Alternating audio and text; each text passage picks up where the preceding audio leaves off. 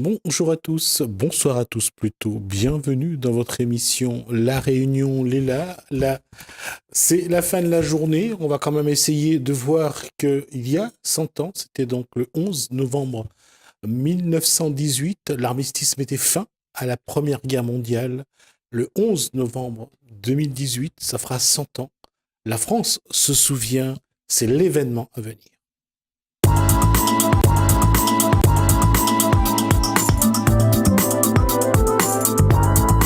La France se souvient, toute la France et jusqu'à La Réunion. Et pour ça, un événement est en train de se préparer de la terre de La Réunion à Verdun. En tout cas, on en parle tout de suite. Et pour en parler, on reçoit Gertrude Carpana, donc conseillère départementale, conseillère municipale également. Tout à fait. D'accord. Et vous allez vous présenter parce que j'ai oublié votre nom. Monsieur Thierry Pincemaille, directeur départemental de l'Office national des anciens combattants. D'accord. Qu'est-ce qui se prépare exactement on a déjà parlé du projet. J'aimerais bien qu'on remette un petit peu au goût du jour le projet qui se prépare. Alors, dans le cadre, bonsoir Gismi, bonsoir Monsieur Pincemaille, bonsoir toute la Réunion.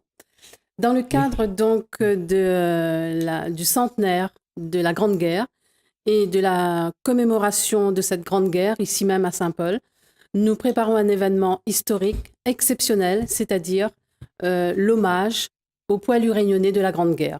Et cet hommage se traduira donc par une remise de terre de la Réunion dans une stèle qui se construira à Verdun début novembre 2018 pour rendre hommage à tous ces soldats réunionnais. On a reçu M. Forestier sur ce plateau, Oui. qui nous a donc déjà... Enfin, on l'a reçu avant, puis on a reçu M. Forestier, donc là, on en parle pour la troisième fois. La démarche vient de vous, vient de La Réunion ou vient de... Vient de La Réunion. La D'accord. démarche vient de La Réunion. Ça a été d'abord donc un travail en équipe, toute enseignante que je suis, donc ça a été d'abord dans ma salle de classe avec mes élèves depuis le début de la Grande Guerre, de la commémoration, c'est-à-dire 2016. Nous avons à Saint-Paul, d'abord j'ai travaillé avec mes élèves sur les conditions à La Réunion, sur le soldat ravitailleur, sur comment a vécu comment ce conflit a été vécu donc par les Réunionnais. Et puis de là, je me suis dit, donc, alors, j'ai eu beaucoup de témoignages des élèves en m'apportant des socles de but, en m'apportant des lettres des arrière-grands-pères. Et je me suis dit, pourquoi pas sortir le projet de la salle de classe, le transporter donc au niveau local. Et nous avons inauguré en novembre 2016 une stèle donc, dans les jardins de la Liberté à Saint-Paul, en hommage donc, à ces poilus réunionnais. Et suite à ça, Monsieur Forestier, qui a travaillé également, qui est un OPEX, c'est-à-dire comment on appelle ça, un ancien combattant, mais des territoires opérations. extérieurs. Voilà. Territoire extérieur. Tout à fait. C'est un ancien du Liban. Exactement. Et Monsieur Pincemaille va peut-être en parler mieux que moi. Et donc, il a continué ce travail de mémoire et il m'a proposé donc qu'on puisse construire une stèle au niveau national et rendre un hommage national qui n'avait jamais été rendu jusqu'ici aux soldats réunionnais. Est-ce qu'aujourd'hui, on a le nombre de Réunionnais qui ont participé à la Première Guerre mondiale? Alors, il se trouve que moi, je travaille activement sur ce thème depuis plus de 4 ans maintenant. Je suis pas réunionnais d'origine, mais je me suis approprié l'histoire des Réunionnais en m'intéressant à ce sujet. Et on pense qu'il y a plus de 16 000 Réunionnais qui ont été mobilisés entre août 1914 et novembre 1918. Sur ces 16 000, on en a quand même une bonne partie qui reste toute la durée de la guerre sur Madagascar. Pourquoi reste-t-il sur Madagascar? Tout simplement parce que les métropolitains qui étaient basés à Madagascar à ce moment-là, eux partent sur le front. Ce sont les Réunionnais qui les remplacent. Donc on pense qu'il y a entre 4 et 5 000 Réunionnais qui restent toute la durée de la guerre sur Madagascar, mais ça fait quand même plus de 10 000 hommes qui partent, soit sur les fronts du nord-est de la France, soit sur le front d'Orient dans les Dardanelles. Voilà. Et sur ces 16 000 Réunionnais qui partent, on en a environ 1 350 qui ne reviennent pas et qui sont ce qu'on appelle des morts pour la France. Alors, on voit quelques noms sur les monuments aux morts devant les mairies à La Réunion. Il y en a quelques-uns quand même, on les voit, et en plus on les voit souvent, on prend je dirais la manière, parce qu'on montre la Première Guerre, la Deuxième Guerre, la guerre d'Algérie, on sépare les noms en fonction des guerres. Aujourd'hui, est-ce que tu as l'impression que La Réunion, que les Réunionnais sont conscients que en 1914, 1918, ils ont eu pas mal d'aïeuls qui sont partis défendre la liberté, défendre la France. Ben, c'est la grande question que je me pose. Bon, comme dans tous les départements français, la Réunion n'a pas fait exception. Il y a eu construction dès les années 20 de monuments aux morts. C'était d'ailleurs une obligation. Chaque village, chaque ville, d'avoir un monument aux morts. Et il se trouve qu'on a environ 1000 inscrits sur les monuments aux morts de la Réunion. Et d'après notre recensement, puisqu'on a fait un travail de longue haleine là-dessus, on en a 1350. Donc on a un différentiel de 350 Réunionnais qui manquait purement et simplement sur les monuments aux morts de la Réunion. Et donc on a fait un travail en envoyant des tableaux dans les mairies. Saint-Paul ne fait pas exception. D'ailleurs, on va faire ce travail de réparation de l'oubli, on va dire, pour le 11 novembre, comme d'autres communes. On a 8 communes pour l'instant sur les 24 qui ont fait ce travail. Et on souhaite que la totalité le fasse. On pense qu'on a une bonne dizaine de communes qui vont, entre guillemets, le faire pour le 11 novembre, puisque le 11 novembre sera une date symbolique. On est sur quand même le centenaire de l'armistice. On sera sur un moment très fort. Donc on encourage les mairies, effectivement, à faire ce travail de réparation d'oubli pour ce 11 novembre, donc dans pas très longtemps, dans à peine un mois. Pour les anciens combattants, quelle que soit la guerre, de voir qu'aujourd'hui, il y a ce devoir de mémoire. Qu'est-ce que ça apporte? Alors nous, ce qu'on a en visée, c'est pas seulement les anciens combattants, mais c'est aussi, et Madame Carpana me démentira pas là-dessus, c'est se tourner vers la jeunesse, puisque la transmission de la mémoire se fait vers les plus jeunes. Et on ne souhaite pas qu'il y ait uniquement des anciens combattants autour des monuments aux morts, lorsqu'il y a des commémorations, mais qu'on ait la présence de jeunes élèves. Ça peut être des petits, d'école primaire, mais ça peut être des collégiens, des lycéens, voire même au-delà, parce que c'est l'affaire de tous, c'est pas l'affaire uniquement des anciens combattants. Et le fait de commémorer, c'est aussi quelque part montrer qu'on aime son pays, montrer que on a une certaine affliction par rapport aux personnes qui ont donné leur vie pour la patrie. Et voilà, donc c'est ça l'idée, de transmettre vers les jeunes générations. Le dernier poilu de la Première Guerre est mort, je crois, Il est mort en 2008. Il s'agissait de Lazare Ponticelli, qui d'ailleurs était italien d'origine, je le souligne, et qui s'était engagé à l'âge de 17 ans en maquillant sa carte d'identité, en faisant croire qu'il était français, alors qu'il était italien d'origine. Je rappelle que l'Italie, en 1914, était un ennemi de la France, et de l'autre côté. À la fin de la guerre, elle était du côté des Alliés. Mais donc c'est le dernier poilu, 2008, donc ça fait 10 ans. D'accord. Ça a été d'ailleurs l'occasion d'un hommage national, pas seulement au dernier, mais à l'ensemble des poilus, puisqu'il a demandé à ce que s'il y a un hommage qui est rendu, mais ça sera rendu donc à tous les poilus. On sait que, parce que à cause de la proximité, la Deuxième Guerre était plus proche, il y a encore beaucoup de témoins de cette Deuxième Guerre.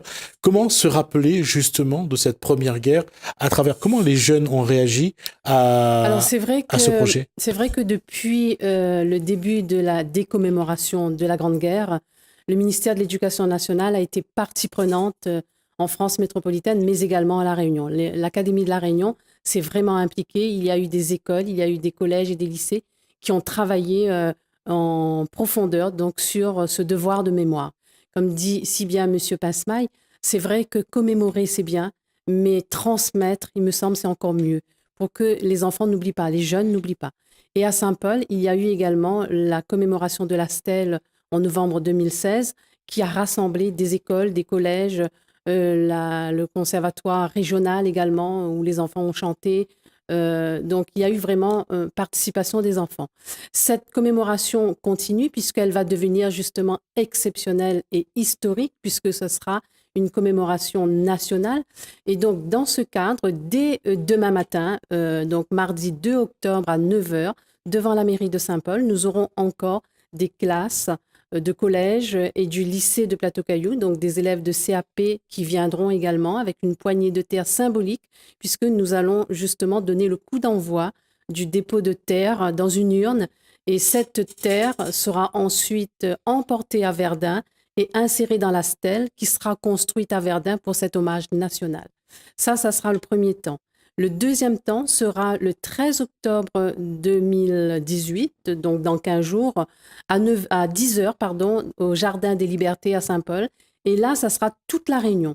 Parce que vous comprenez bien, ce dossier donc, qui a été porté pendant plus d'1 an et demi avec des partenaires tels que Monsieur Forestier, hein, qui a été vraiment un partenaire très tenace, Monsieur Pincemaille, le comité ouest de la Légion d'honneur avec Madame André. Je pense également à Monsieur le maire de Saint-Paul, qui a été un des premiers partenaires, qui a porté donc l'association de Monsieur Forestier, qui l'a soutenu, qui a financé donc cette stèle qui va être construite à Verdun. Et c'est vrai que tous ces partenaires ont vraiment pris conscience que ce travail de mémoire est important pour la Réunion entière. J'aurais aimé, bien entendu, que toute la Réunion m'accompagne à Verdun, nous accompagne, parce qu'il y aura une petite délégation qui partira avec des anciens combattants, avec des associations, avec des enfants des écoles de Saint-Paul. Mais comme ça n'est pas possible, eh bien, j'associerai toute la Réunion à travers cette commémoration en les invitant au Jardin des Libertés le 13 octobre à 10h, que toute la Réunion apporte une poignée de terre, une petite poignée de terre symbolique pour tous ces Réunionnais qui ne sont jamais revenus, qui n'ont jamais revu leur île. Eh bien, c'est la Réunion qui viendra à eux pour leur rendre cet hommage national. Et vous comprenez bien qu'en tant qu'élu délégué aux anciens combattants et aux affaires militaires à Saint-Paul, et bien sûr, en tant que Réunionnaise, je suis fière de porter ce projet auprès de M. Forestier, de M. Pincemaille et du maire de Saint-Paul. Je reprends ma question. Comment les enfants ont vécu, les élèves ont vécu ce projet? Les élèves ont été très attentifs. Les élèves que vous avez reçus d'ailleurs il y a quelque temps, puisque M. Forestier a circulé également dans les écoles de Saint-Paul, dans certaines écoles du moins. Les élèves ont été très attentifs. Et demain, si vous êtes présents donc, devant le parvis de la mairie de Saint-Paul, vous verrez encore des élèves, des jeunes qui ont été très partie prenante, qui ont été très attentifs et qui même ont été, je dirais, qui ont montré une grande sensibilité et une grande fierté par rapport à cet événement, puisque dans ces élèves, il y a même un jeune que vous rencontrerez donc demain, qui a son grand-père, son arrière-grand-père inscrit sur le monument aux morts de Saint-Denis. Et donc, il viendra, lui, avec bien sûr une poignée de terre de son jardin. Il sera certainement un des premiers jeunes à déposer cette terre dans l'urne qui partira à Verdun. Et bien sûr, dans d'autres écoles, les autres enfants qui ont pu rencontrer M. Forestier ou qui ont pu rencontrer d'autres personnes de notre équipe qui ont travaillé autour de cette commémoration ont été très attentifs et fiers. Je pense qu'on a vraiment, je dirais, apporté un sentiment de fierté, d'appartenir à ce pays, d'appartenir à La Réunion et de rendre ensemble cette commémoration qui a adhéré, qui a vraiment mis en place une adhésion et une fierté. Comment les anciens combattants voient cette commémoration, cette volonté d'un devoir de mémoire de la part des... Alors moi, je dois dire que je suis très fier de ce qui est fait par la commune de Saint-Paul, par Monsieur Forestier, par le maire de Saint-Paul qui a favorisé cette initiative. Parce qu'il y a un symbole, il y a le symbole de la jumélité, c'est-à-dire qu'il y a une stèle qui a été érigée en novembre 2016 à Saint-Paul, en hommage à tous les Réunionnais qui sont morts à Verdun, mais au-delà même de Verdun, je dirais. Et le fait qu'on fasse une stèle jumelle à Verdun avec de la terre réunionnaise, c'est hautement symbolique. Et moi, qui suis pas réunionnais, je l'ai déjà dit, qui ne suis pas réunionnais d'origine, je suis très fier pour les Réunionnais, parce que les Réunionnais faisaient partie des troupes coloniales qui ont apporté un lourd tribut dans la victoire finale de la France.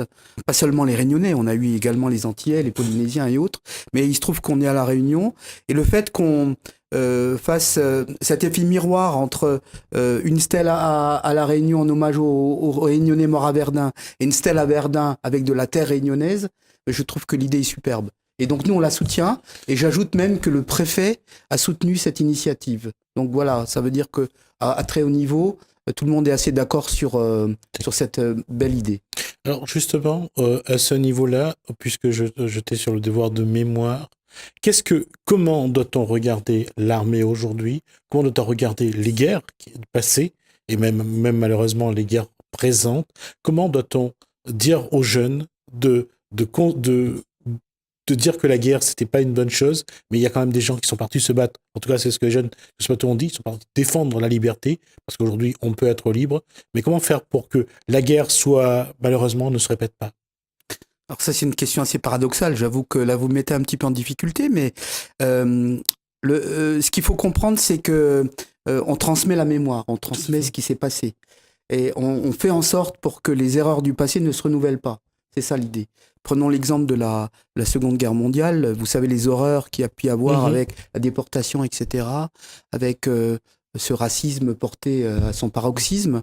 L'idée de transmettre la mémoire, c'est de faire prendre conscience aux jeunes que l'antisémitisme, c'est quelque chose qui n'a pas lieu d'être. Voilà. Par rapport à la question sur l'armée d'aujourd'hui, c'est une armée de métier. Donc c'est un petit peu différent.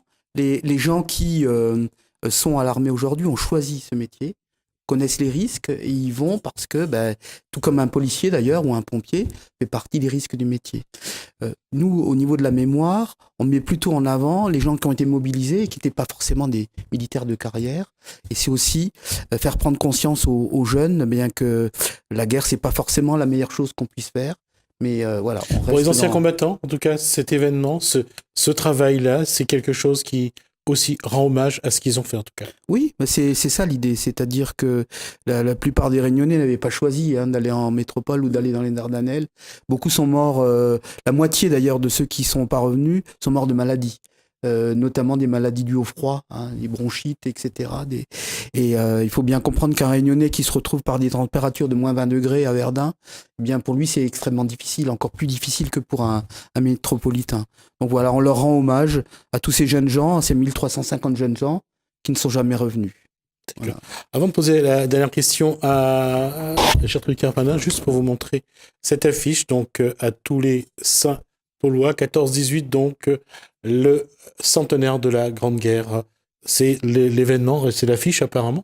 En tout cas, vous en êtes fiers de cette affiche? J'en suis fière, c'est une très très belle affiche donc, qui a été réalisée par le service de la communication de Saint-Paul et dont nous portons bien sûr avec fierté parce que c'est vrai que sur cette affiche, c'est l'affiche, on voit la tranchée en tout cas. Voilà, de la tranchée que vous montrez, Jimmy, c'est bien écrit de la terre de la Réunion à Verdun. Et donc aujourd'hui, savoir que nous allons construire une stèle sur ce lieu emblématique proche de l'ossuaire de Daumont qui lui-même est un monument emblématique de la guerre et à 400 mètres, donc, puisque le lieu est défini déjà donc, par le maire de Daumont, par l'équipe du Souvenir français, l'ONF, donc, qui est sur place. À l'heure où je vous parle, donc, M. Forestier est sur place, le lieu est défini et la stèle est en train d'être construite. Et donc, elle sera bien sûr inaugurée début novembre. D'accord. Donc, peut-être même par le président Macron, d'après ce que j'ai pu comprendre. Effectivement, on l'avait dit également. Donc, le 13, on va dire que c'est le 13 octobre. Donc, voilà, ce rendez-vous de la Réunion avec un peu de terre pour qu'il puisse, donc, que cette terre puisse se retrouver donc à Verdun et ainsi rendre hommage à tous ces Réunionnais qui sont partis défendre la liberté, défendre la France, mais aussi défendre la Réunion pour... au prix de leur vie, pour un certain nombre en tout cas. C'est ça, au prix du sang versé. Et c'est vrai que tout Réunionnais que nous sommes, nous ne devons pas oublier que notre département français aujourd'hui, s'il existe, c'est grâce à ces soldats réunionnais, puisqu'au moment de voter la départementalisation, le poids du sang versé de ces soldats a compté énormément. Donc le gouvernement français a bien pris conscience en se disant qu'est-ce que la Réunion a fait, et la Réunion a versé son sang. C'est ainsi que nous sommes devenus département français. Nous puissions jouir de toute cette liberté, que nos jeunes aujourd'hui puissent jouir également de tout ce confort, de tout ce bien-être. Donc j'appelle toute la Réunion entière, les jeunes, les vieux, les moins vieux, ceux qui surtout ont un aïeux inscrit sur les monuments de toutes les communes de la Réunion, et bien entendu tous les maires de la Réunion, puisqu'il s'agit là vraiment d'un événement national, donc d'un événement historique exceptionnel. Donc j'appelle tous les Réunionnais à apporter une poignée de terre le 13 octobre à 10h au Jardin des Libertés à Saint-Paul. Je vous remercie. On arrive à la fin du temps que vous avez imparti. Merci à vous. Merci en tout cas, on aura l'occasion de revenir avant que vous partiez donc pour Verdun. On aura l'occasion de revenir là-dessus et j'espère que vous serez là également pour reparler un petit peu de cette manifestation. Merci à vous.